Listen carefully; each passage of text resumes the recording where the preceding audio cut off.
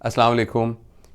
ہمارے ایک دوست ہیں سلمان صاحب، وہ آج ہی کراچی سے آئے ہیں ایک ضروری کام کے لیے، تو انہوں نے مجھے بتایا کہ وہاں ایک بڑا ڈپارٹمنٹل سٹور ہے جہاں انہوں نے لکھ کے لگایا ہے کہ ہم یہاں فرانسیسی مصنوعات نہیں بیچتے۔ میرے بھائی ہیں شہزاد صاحب، وہ بھی ملتان گئے تھے اور انہوں نے بتایا کہ وہاں صدر میں 3-4 دکانوں کے اوپر جو سیڑھیاں تھیں وہاں فرانس کے صدر کی تصویر چسپاں تھیں، اور جب آپ اس میں داخل ہوتے ہیں تو آپ کو فرانس کے صدر کی تصویر کے اوپر پیر رکھ کر جانا پڑتا ہے۔ یہ وہ غم و غصہ ہے جو فرانس کے صدر کے نبی پاک صلی اللہ علیہ وآلہ وسلم کے بارے میں کی گئی گستاخانہ باتوں کی وجہ سے یہاں لوگوں میں دیکھا جا رہا ہے، اور یہ بہت بجا ہے، اور یہ ایک اس کا قدرتی رد عمل ہے جو کہ فرانس کے صدر نے ایسا کیا۔ اور یہ بات بڑی سمجھنی مشکل ہے کہ مغربی لوگ جو کہ ایتھکس، موریلٹی اور ریلیجس ہارمنی اور اس طرح کی باتیں کرتے ہیں، وہ جب اس طرح کی گستاخانہ باتیں اور ایک طرح کی غیر ذمہ دارانہ باتیں کریں گے تو اس کا رد عمل پوری دنیا میں ہوگا۔ اور ایسی بات کرنے والا یہ نہیں کہ کسی اور کو نقصان پہنچائے گا، وہ اپنے آپ کو نقصان پہنچائے گا۔ اس سلسلے میں جو سب سے زیادہ ٹربل میں ہے وہ فرانس کا اپنا صدر ہے، اور فرانس کی اپنی جو حکومت ہے اور جو فرانس کا اپنی جو مملکت ہے وہ اس سلسلے میں ٹربل میں ہے۔ اس سلسلے میں کچھ باتیں میں آپ کے ساتھ شیئر کرنا چاہتا تھا۔ پہلی بنیادی بات تو یہ ہے، یہ سمجھنا کہ ویسٹ کو یہ سمجھانے کی ضرورت ہے کہ ہمارے نزدیک جو کسی بھی مذہب کے بڑے ہیں ان کی کیا اہمیت ہے۔ یعنی بات صرف یہ نہیں ہے کہ کسی کو کیسے جرأت ہو کہ نبی کریم صلی اللہ علیہ وسلم کی شان میں گستاخی کرے، کسی کو کیسے جرأت ہو کہ حضرت عیسیٰ کے بارے میں کوئی بات کرے، کسی کو کیسے جرأت ہو کہ حضرت موسیٰ کے بارے میں بات کرے، اسی طریقے سے بابا گرو نانک کے بارے میں بات کرے، اور کسی بھی مذہب کے بڑے کے بارے میں اور جو مقتدر شخصیات ہیں ان کے بارے میں کوئی اس طرح کی گستاخانہ بات کرے۔ تو یہ بات ویسٹ کو سمجھانی اس لیے ضروری ہے کہ ویسٹ کے کلچر کے اندر مذہب اور عقیدے کا وہ رول نہیں ہے جو کہ ہماری سوسائٹی کے اندر ہے۔ ان کے ہاں حضرت عیسیٰ کے کارٹون بنانا، حضرت عیسیٰ کے بارے میں مذاق کرنا، یہ ان کے ہاں ایک ایکسیپٹیبل نارم ہے، جبکہ ہمارے لیے نبی پاک صلی اللہ علیہ وآلہ وسلم پر ہماری جان فدا، ان کے ساتھ ساتھ جتنے بھی بڑے ہیں، حضرت عیسیٰ علیہ السلام، حضرت موسیٰ علیہ السلام، اور جتنے بھی کسی بھی مذہب کے بڑے ہیں، ان سب کا احترام اور عزت ہمارے مذہب کا ایک حصہ ہے۔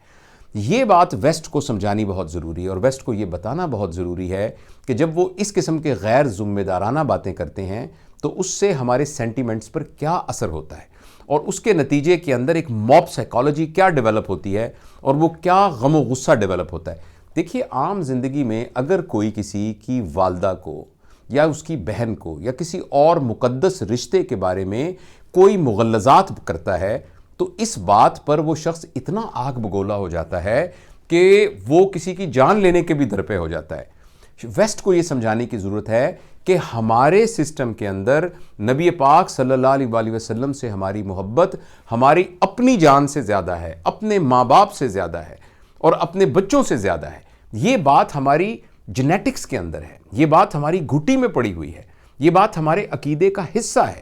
اس لیے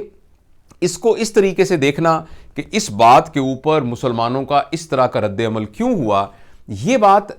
ان کو سمجھ لینی چاہیے کہ اس بات کا تعلق ہمارے ٹوٹل معاشرتی نظام کے ساتھ ہے۔ ایک بات یہ، اور ہم اس بات پر ہماری حکومت کو یہ چاہیے، ہمارے تمام جو صاحب اثر لوگ ہیں ان کو یہ چاہیے، وہ تمام لوگ جن کے ہاتھ میں قلم ہے، وہ لوگ جو بات کر سکتے ہیں، وہ لوگ جن کا سوشل میڈیا کے اوپر کنٹرول ہے، اور وہ جو اخبار لکھنے والے ہیں، جو کالم لکھنے والے ہیں، ان سب لوگوں کو یہ چاہیے کہ اس بات کو بہت واضح طریقے سے بیان کریں تاکہ یہ میسج ان تک پہنچے اور ان کو یہ بات سمجھ میں آ سکے۔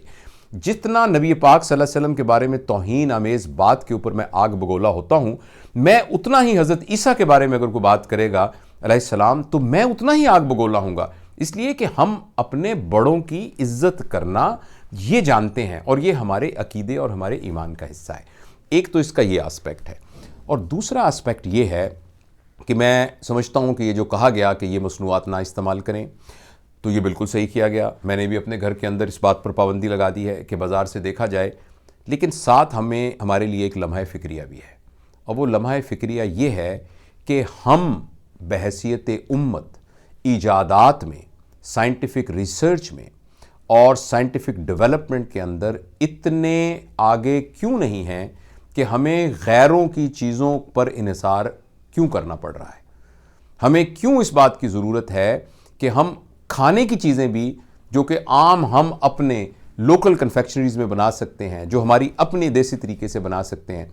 ہمیں کیوں ضرورت پڑتی ہے کہ انہی کے چاکلیٹ کو استعمال کرنا ہے، انہی کے بسکٹس کو استعمال کرنا ہے اور انہی کی تمام چیزوں کو استعمال کرنا ہے؟ جہاں ہمیں بہت غم و غصہ ہے اس بات پر اور ہم اس کا اظہار بھی کر رہے ہیں، وہاں ہمیں تھوڑا سا اپنے گریبان میں جھانکنا ہے اور ہمیں ریوائز کرنا ہے اپنا ایجوکیشن سسٹم، اپنا تربیت کا سسٹم اور اپنی سائنس اور ٹیکنالوجی کے اوپر ریسرچ کا سسٹم، تاکہ ہم خود دیکھیے جب سے ہمیں معلوم تاریخ ہے اس وقت سے پوری دنیا کے اوپر اسی کی چلتی ہے جس قوم کے اندر ایجادات کرنے والے سائنسدان موجود ہوتے ہیں۔ جس زمانے میں اسلام کی گروتھ کا زمانہ تھا، وہ صرف اس لیے نہیں تھا کہ لوگ نمازی تھے، لوگ تہجد پڑھتے تھے اور لوگ مذہبی تعلیم سے آشنا تھے، تو اس وجہ سے تھا کہ سائنس اینڈ ٹیکنالوجی اور علم کے پروڈیوس کرنے کے اوپر مسلمانوں کا کنٹرول تھا۔ تو ابھی بھی جس سوسائٹی کے اندر علم پروڈیوس ہوگا، ایجادات ہوں گی، نت نئے آئیڈیاز آئیں گے، انہی کا کنٹرول ہوگا پوری دنیا کے اوپر۔ تو اب بھی ہمیں اس سے ہمارے لیے ایک لمحہ فکریہ ہے کہ ہم اپنے آپ کو ریوائز کریں اور ریوائز کر کے سائنس اور ٹیکنالوجی کے اندر اپنا مقام پیدا کرنے کی کوشش کریں۔ آخر میں اس بات کی دعا کروں گا کہ اللہ تعالیٰ یہ عقل، سمجھ اور بوجھ نصیب فرمائے دنیا کے سارے انسانوں کو کہ کیسے اپنے بڑوں کی عزت کرنی ہے اور کیسی کسی کے مذہبی اور جو خیالات ہیں ان کی تضحیک نہیں کرنی اور ان کا تمسخر نہیں اڑانا۔ شکریہ۔